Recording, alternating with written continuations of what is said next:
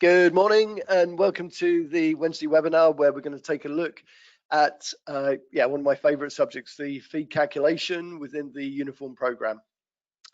I'm going to do this as a two-parter. So this morning what we're going to do is I'm going to show you how you set up the increase-decrease phase, how you set up the N+ tables, and how you set the minimum and the maximum feed levels per group. And then the plan is this afternoon I will go through and change N+ tables and then just show you what effect that it has. This webinar is based on the fact that your feed calculation is already set up. If it's not, I think it's really important that you come through to the help desk and we will set that up for you. But what I want you to be aware of is how easy it is to change the increase-decrease phase when the cows first calve in terms of the level of production and the period, and also how to change the N+ table, just so that you're confident with it. Okay, as ever, we've got Emma on the keyboard, so if you have any tricky questions, please fire them across to her. There will be a movie that will be circulated tomorrow afternoon, and there'll be a very short survey, and if you could, people have been really kind and are doing the survey. It's only 3 questions, and we do appreciate you taking the time to fill that out. Okay, so this is based on the fact that we have milk meter yields from the milking parlour, and we're sending feedback either to the parlour or to the out of parlour or a combination thereof. So first of all, where do we go? We're going to go to the cow's head, then we're going to go into feeding. Okay, so the first thing we're going to take a look at is feeding setup. What I have here are the N+ tables, and nearly always this is the way we set it up, based on N+, because I think UK farmers really understand that, the advisors understand that, but we do have different ways of doing it. So if you feel the N+ isn't meeting your requirements, then we can have feed tables, and there are different calculations that we use, but generally it's going to be based on the N+. So first thing I want to show you is in kind of the framework behind it, just so that you're aware of it, and that's herd settings.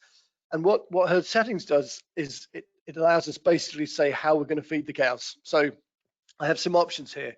Last official yield, last known milk yield. So that would be coming from a milk recording organization. But obviously, if we have milk meters, what we want to do is to take the 7-day average. And we can also set it so that basically, if a milk yield drops by more than a certain percentage, we don't include that in the 7-day calculation. And again, if it goes up too highly, we can exclude that.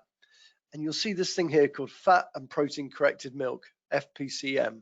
And what that means again is that we can use that to influence the level of production, so the fat and the protein. As a general rule, we always set that to no calculation of fat and protein. But if that's something that you want to use, and you can actually set that up so that it will use it for a period of number of days, then again, I think that's one to have a chat with your feed consultants. And if you're interested in using that, please come back to us. But the default setting that we always use is no calculation of fat and protein, and we use the 7-day milk meter yield. Now, if the cow isn't in the tank for whatever reason, you can put in the figures here just a default milk yields. So if you see 30, 40, and 40, and the cow's maybe only 2 days in milk, that's where this yield is coming from. So that's a default milk yield where we don't know, the yield is unknown. On the left here, there's a couple of settings. There's additions where we can make changes for pregnancy status or weight and things like that, or condition score. Generally, again, we don't use that.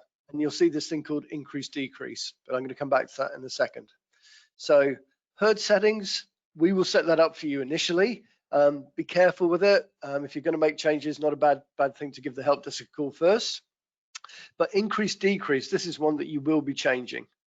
So when a cow calves, we don't want to feed her straight away based on milk yield.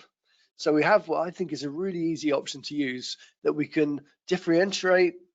It's easy for me to say, sorry, differentiate between first calvers, second calvers, and older cows. So we have the period on the left-hand side. So how I've set this one is that the first calvers, they will, for the first 7 days after calving, they'll go from 3 kilos to 5. The next 7 days, they go from 5 to 6. And then the next 7 days after that, they stay fixed on 6 kilos. We can then do the same, but with different levels of concentrate for the second calvers.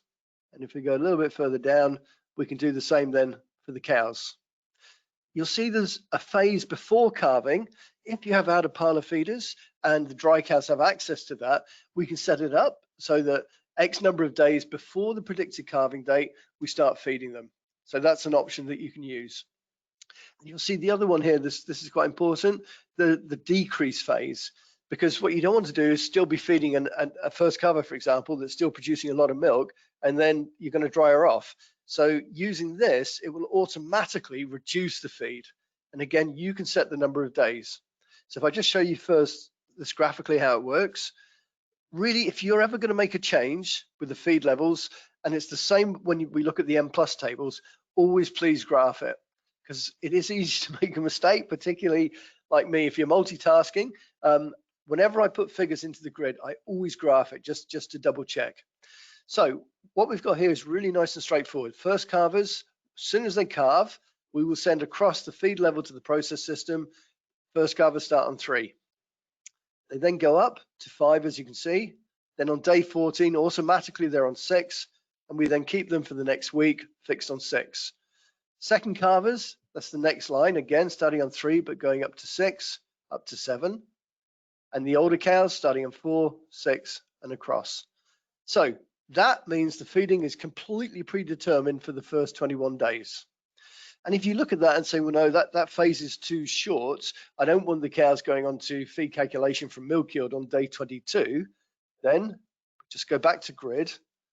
And here I'm just going to extend this phase by 14 days. Again, go back to graph it, and now you'll see the effect. So we gradually step them up, and then they're fixed now for this 14-day period. So the grid on the left-hand side, that's the number of days. This figure here then, that means start them on 3 after calving, and over a week, step them up to 5. So here are the levels of concentrate. So again, before you say, okay, just graph it. And then going down here, what I've done, if I go back to the grid, we'll see here that I'm saying 14 days before the expected drying off date, I want the cows to be reduced. So that means I've set 2 periods up. I have a 14 and a 7. So 21 days beforehand, what's going to happen is they will gradually start reducing. And over that 2-week period, we'll take them down until they're on 0. And you see the question mark there. What that means is obviously 3 weeks before expected drying off, we don't know what level of concentrate they're on, but it will automatically reduce them over that 2-week period so that 7 days before the expected dry off date, they're going to be on 0. So you can see the effect there. If you don't want them 0 and you want them to remain on 0.5, then you can do that. So one important thing with the increase-decrease phase is that this will always have priority on the feed calculation. So increase-decrease always has priority. And we can set up different increase-decrease phases for different groups. Generally, we don't need to do that, but that flexibility is there. So yeah, there's going to be scenarios for certain herds where you want to do things slightly differently, and that's our job. If you give us a call, we'll try and get the system to facilitate that. Okay, so what have I got here then? I've got 3 different M+ tables. I'll just show you this new. These are the different types of calculations, so a fixed curve or a feed table we can use. But in the UK, as I said, generally we use the M+. So I set up an M+ ration for the high yielders, one for mid yielders, and then a different one for the low yielders. So first of all, I'm just going to edit and show you how you can do that and try to explain the table. So just as a suggestion, always put in a description so there's no confusion for anybody else on the farm. You may know how it works, but if somebody else wants to change it or your nutritionist goes in, make it obvious. So don't just put M+1. This is an M+ system for the high yielders. Okay, we go to next. So all this is doing here, basically, this is telling us the concentrate, and more on that this afternoon where we have a look at the silo indicator. But it's telling the system where we're going to send the feed, and in this case, it's going to be feed A. So this will be set up for you. We will have set this up already. So yeah, don't go doing that. That should already be set. But this is the bit that's important. So what we're saying here is that the base ration, excuse me, is 18 kilos plus maintenance for the first calvers. For the second calvers, it's 21. and for the cows it's 21. I had a customer phone up last week, and they said, I really don't understand the figure in brackets. And I think a lot of people get confused by that. What we were trying to do there was explain, I put in 30. So what we're saying is from 18 to 48 kilos, the feed rate is going to be 0.4. So if you see here, if I just change this to 20, you see now it goes from 18 to 38.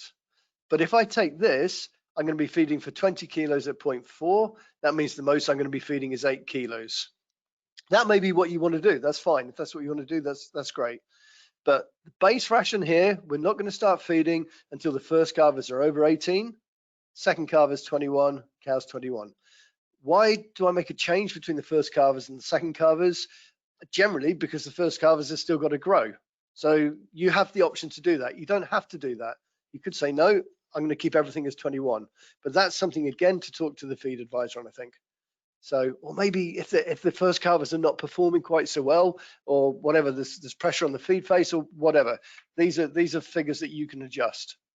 So that's fairly straightforward, I hope. Feed rates, if you say no, that's not what I want. I want to feed a little bit more. I'm going to feed at 0.45, then we can do that. So again, you can break it down: first calvers, second calvers, and older cows. Again, as I always say, please graph it, and then it's really clear. Then you can see exactly what's going on. So the first line then is we start feeding for the first calvers, and those are the cows. So that's on the table settings. So base ration, you can adjust that, and then the feed rate, you can adjust that, and then you can say how much you're planning to feed. But we do have a safety net after that, which I'll show you in a second. So I've graphed it, good, happy with that, that looks right. Then I go to finish. So if I go back down to the lows, and if I have a look at that, just see how I've set that one up. So on the lows here, yeah, we've got 12, 15, and 15. And again, exactly the same logic behind it. So now what we're going to do is we're going to look at calculated feed. Right. So if we just group it like that, okay. What I'm saying here is I have my highs, my mids, and my lows, and that's the number of cows in the group. And I think where people get confused occasionally is that maybe they just want to change the M+. So maybe they wanted to put, for example, the mids are going to go onto the same M+ ration as the lows. If you want to change it, then just click in this box, click here, and at this point, this is where it gives you the option to select the different M+ tables. So I know sometimes people get confused by that. So just click in the box and you have control and say, right, I am allocating this M+ table to this group of cows. So what we're going to do now is I'm going to calculate this group. So I go to calculate. I never really do calculate all. I always do them individually because I want to look at that particular group and I want to retain the settings, the mins and the maxes for that group. Because I think the way you're going to say what the minimum is for the highs could be fundamentally different to what it is for the lows. So my advice would be just to calculate each group individually. So we go to calculate. And what we'll have then is we've got some other safety nets here. So we can specify the minimum for the cows in the highs. Every cow is going to get 1 kilo. And again, you just click in there and you can change it. You say, no, it's going to be 1.5. Then what's the maximum amount of feed? And in this case, I'm saying 8 kilos. Heifers, bear in mind this is the high group. I'm going to give them a little bit more now. And I'm going to say they all get 2. But the most that they can actually eat, this guy's milking twice a day, whatever, is 7 kilos. Obviously, you can change that if they're milking 3 times a day. Now, this bit here is really super important. If we go back to the increase and we have the cows initially, the first 28 days, the feed is predetermined. What you don't want is on day 29, if the cow's not performing particularly well, it to drop the feed. If that cow, let's say, is only giving 20 kilos of milk for whatever reason, we don't want it to go down from 7 kilos on the increase phase, the lead feeding phase, to overnight go down to what it calculates based on milk yield. So we always put a setting in here. And again, I think this is down to your experience, but generally we would say 0.2. 0.1 is, if the system is set up to calculate each day, that could be maybe a little bit slow. But again, that's something I think to check with your feed advisor. But if if we were setting one up as a default, we'd probably put it in as 0.2. So that means that the cow that's on 7 kilos on day 28, if her production level means she should only get 3 kilos, it means on day 29 she's going to be fed 6.8. The next day, day 30, 6.6. So it's gradually going to come down. And you need to be checking this. You need to check certainly each week what the calculations are, so you can see the cows that are being overfed or being underfed. And maybe what you need to do is to move that cow into a different group, like a hospital feed group or whatever it is, or perhaps take the cow off the feed calculation and just put her onto a manual yield for feed for X number of days. But again, I'll come back to that this afternoon. So minimums are really important. Please don't leave it at 0 unless that's intentional. That can happen if you fundamentally change the M+ table and you're feeding more outside, so you really want to reduce the feed in the parlor. Then, okay, you could set it as it can drop by 2 kilos or 3 kilos, whatever. But just as a protocol, it's not a great idea having it set at 0. Going the other way, again, we can have the same thing. Here we can say the most the concentrate goes up by each day is 1 kilo. So again, if a cow is moving from maybe the highs to the mids or the lows, we're not going to suddenly increase the cake dramatically in one day. That's not what we want to do. So we then go to next. You'll see here, this is the increase decrease, the bit that I showed you right at the very start.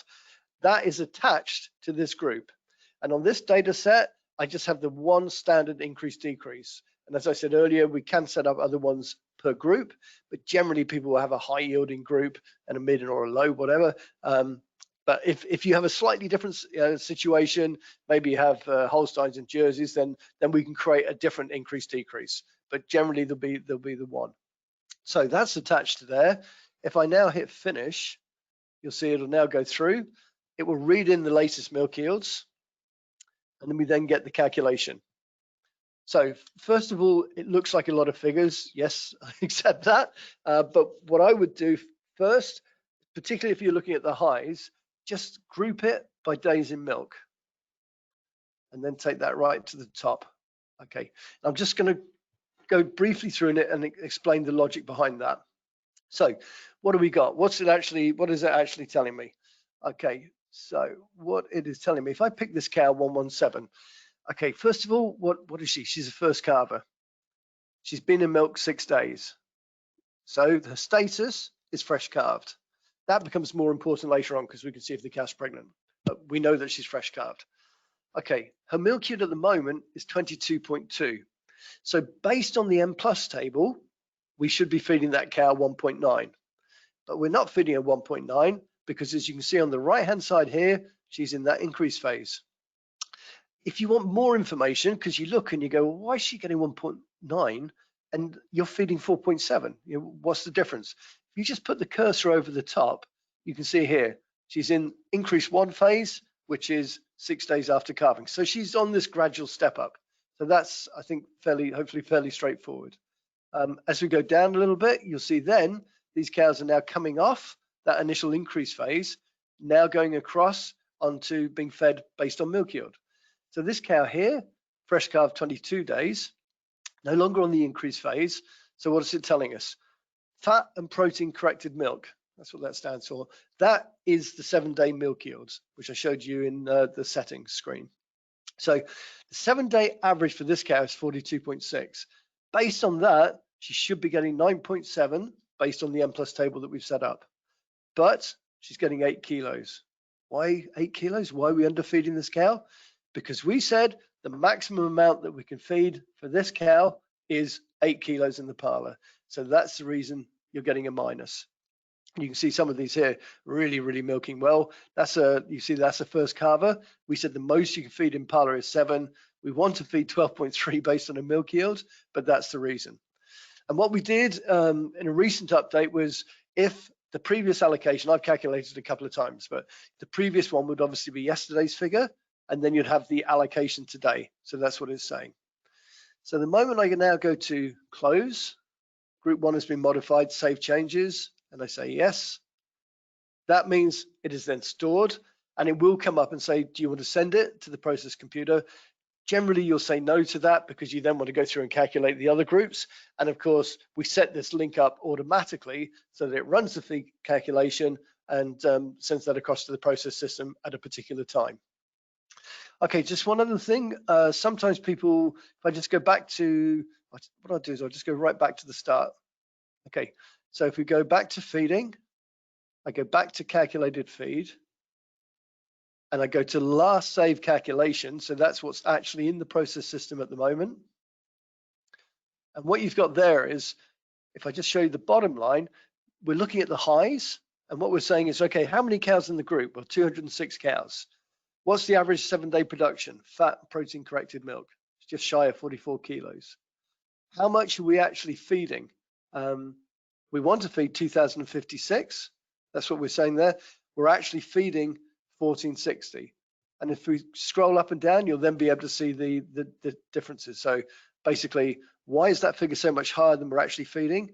Because we've capped it in the parlor at 8 kilos. So you can see there, 5.5. So that's the reason between the difference. So how much is this group getting a day?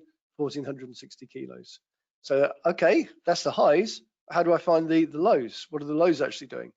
Just click in here, select lows, then recalculates. We've now got the bottom figure, 167 cows in this group, average production.